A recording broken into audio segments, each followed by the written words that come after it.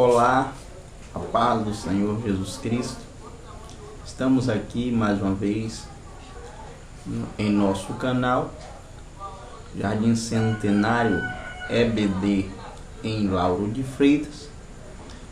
Queremos apresentar-nos aos irmãos. Somos aqui da Igreja Evangélica Assembleia de Deus em Lauro de Freitas.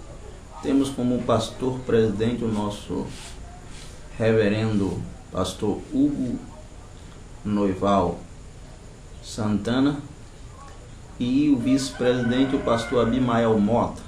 Ali na congregação de Jardim Centenário, onde estamos congregando, o pastor local é o pastor Abimael Mota. Estamos já na quinta lição desse trimestre. A lição que estaremos estudando é a lição de 4 de maio de 2014. O título desta lição é Dons de Elocução. O textuário da nossa lição é: se alguém falar, fale segundo a palavra de Deus. Se alguém administrar, administre segundo o poder que Deus dá, para que em tudo Deus seja glorificado por Jesus Cristo, a quem pertence a glória e o poder para todo sempre. Amém. 1 Pedro, capítulo 4, versículo de número 11. Pois a verdade prática diz desta maneira: os dons de profecia, de variedades de língua e de interpretação das línguas são para edificar, exortar e consolar a Igreja de Cristo. Pois bem, vamos lá à nossa leitura bíblica diária, versículo a versículo. Segunda-feira, meditação diária é: a palavra de Deus é a verdade. João, capítulo 17, verso 17. Santificai-vos na verdade, a tua palavra é a verdade. Terça-feira, 1 Timóteo. Terça-feira, meditação diária é: não despreze o dom de Deus. 1 Timóteo, capítulo 4, versículo 14. Não te faças negligente para com o dom que há em ti, o qual te foi concedido mediante profecia, com imposição das mãos dos presbíteros. Quarta-feira, meditação diária. Os objetivo do dom de profecia. 1 Coríntios, capítulo 3, capítulo 14, verso 3. Mas o que profetiza fala aos homens, edificando, exortando e consolando. Quinta-feira, meditação diária. Equilíbrio e bom senso quanto aos dons. 1 Coríntios, capítulo 14, verso 32. Os espíritos dos profetas estão sujeitos aos profetas. Sexta-feira, meditação diária. Sinais para os fiéis e para os infiéis. 1 Coríntios, capítulo 14, verso 22 ao verso 25. De sorte que as línguas constituem um sinal não para os crentes, mas para os incrédulos, mas a profecia não é para os incrédulos, e sim para os que creem. Se, pois, toda a igreja se reunir no mesmo lugar, e todos se puserem a falar em outra língua, no caso de entrar um indouto ou um incrédulo, não dirão porventura que estáis loucos? Porém, se todos profetizarem, e entrar algum incrédulo ou indouto, é ele por todos convencido e por todos julgado. Tornam-se-lhe manifestos os segredos do coração, e assim, prostrando-se com a face em terra, adorará a Deus, testemunhando que Deus está, de fato, no meio de vós. E sábado, meditação diária, buscar os dons com zelo. 1 Coríntios, capítulo 12, verso 31. Entretanto, procurai com zelo os melhores dons. Aí está a nossa meditação diária, versículo a versículo. Estaremos indo agora para nosso comentário tópico a tópico, em nome do Senhor Jesus Cristo.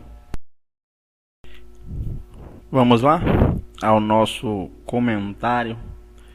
Queremos fazer a observação que nós não estaremos comentando tópico a tópico, estaremos fazendo um apanhado geral nesta lição, porque estaremos reduzindo também o tempo do nosso comentário. Mas antes queremos fazer a divisão da lição de qualquer forma, ainda que não venhamos falar tópico a tópico. O primeiro tópico é dom de profecia. O subtópico é o que é o dom de profecia. O segundo subtópico é a relevância do dom de profecia. E o terceiro subtópico é propósito da profecia. O segundo tópico, variedade de línguas.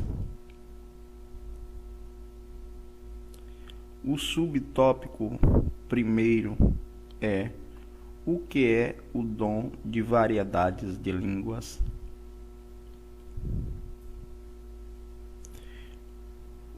O segundo subtópico é a finalidade do dom de variedades de línguas. E o terceiro e último subtópico deste tópico, a atualidade do dom. E o terceiro e último tópico desta lição é interpretação de línguas. Primeiro subtópico, definição do dom.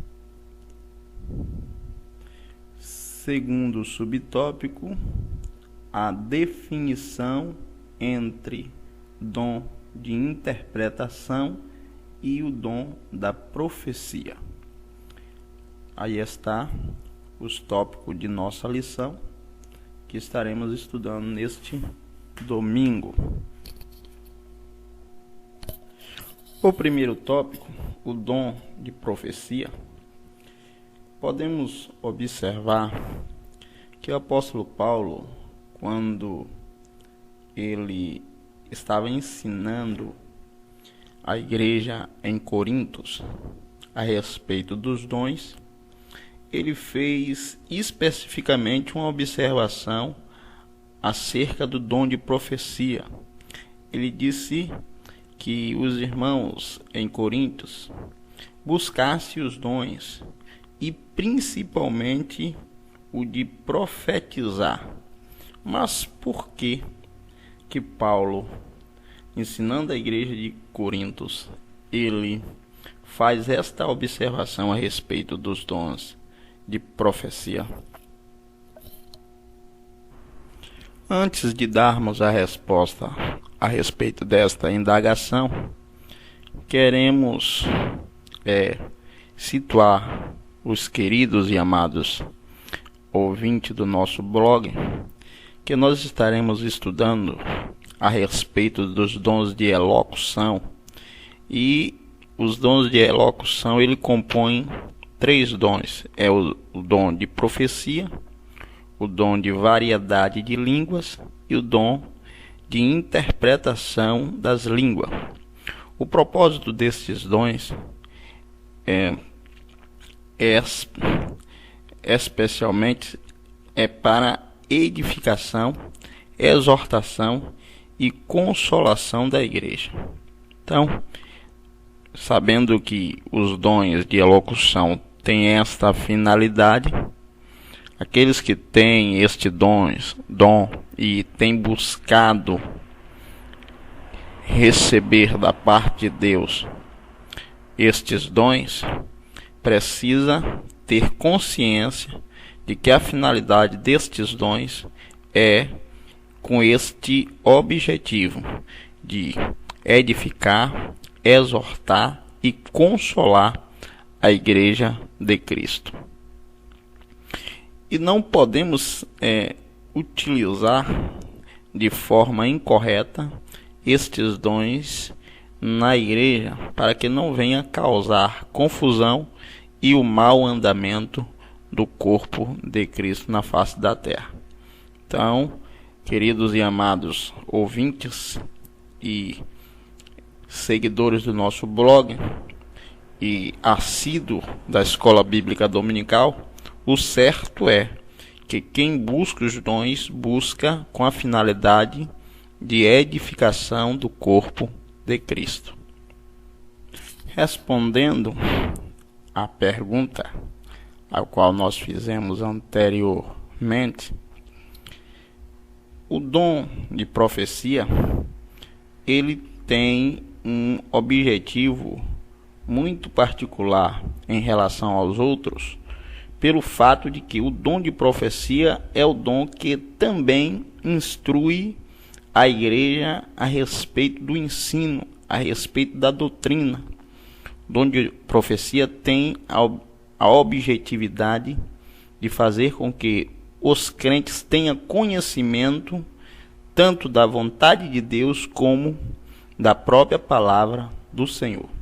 Por isso que o escritor do livro de Provérbios, ele disse que, não havendo profecia, o povo se corrompe. Aí ele completa dizendo: mas quem guarda a lei é feliz. São 2 caminhos para que o povo venha estar conhecendo tanto a vontade como a palavra de Deus.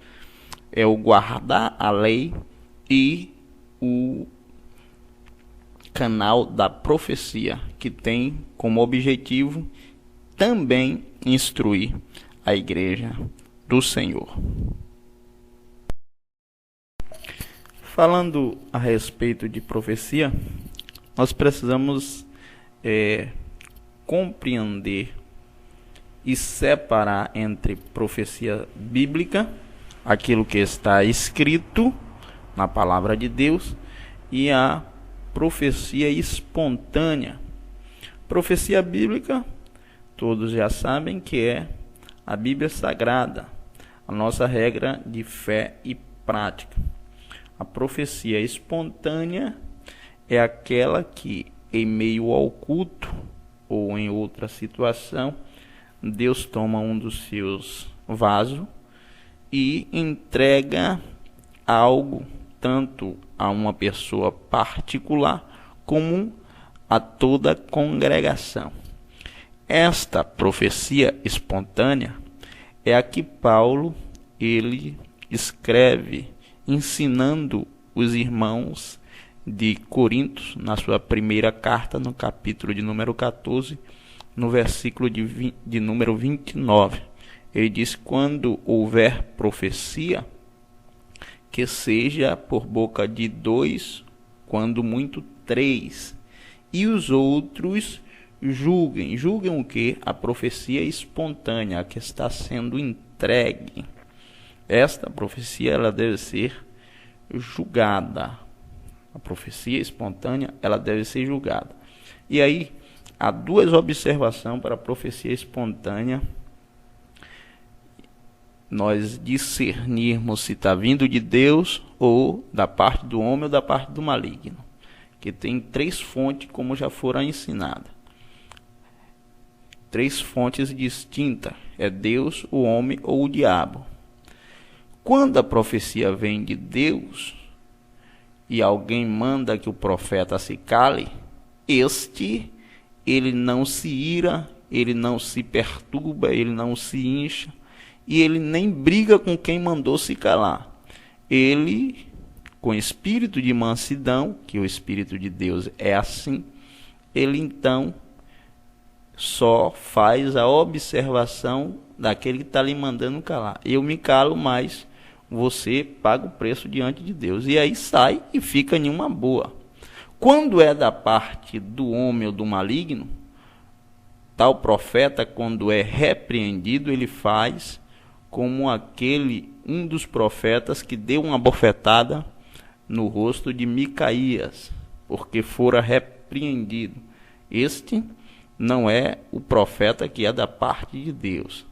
Ele se ira, se incha e acha que todos estão contra ele, que não pode ser assim. Aí se discerne logo, esse profeta aí não é o profeta que está vindo de Deus. Mesmo porque, falando nisso, o apóstolo Paulo, ele volta e ensina que o espírito do profeta está sujeito ao profeta, justamente para isso, para que ninguém, depois de ter brigado por ter ser repreendido em uma profecia, venha dizer que não, eu fiz aquilo porque Deus estava me usando. Aí Paulo ensina, negativo, o espírito do profeta, ele é sujeito ao profeta justamente para que ele possa controlar o seu ímpeto na hora de estar entregando uma profecia. E falando em entregando uma profecia, aconteceu um fato interessante na semana passada, onde estávamos participando de uma vigília ali na congregação do Largo do Sossego, com o nosso presbítero, irmão Neilton Gomes. Diga-se de passagem, uma vigília muito abençoada e espiritual, e também o vice-superintendente, o nosso irmão Enéas. E alguém veio até mim e me entregou uma profecia. No momento, eu não teve o discernimento de se estava vindo da parte de Deus, ou era da parte do homem, ou da parte do maligno.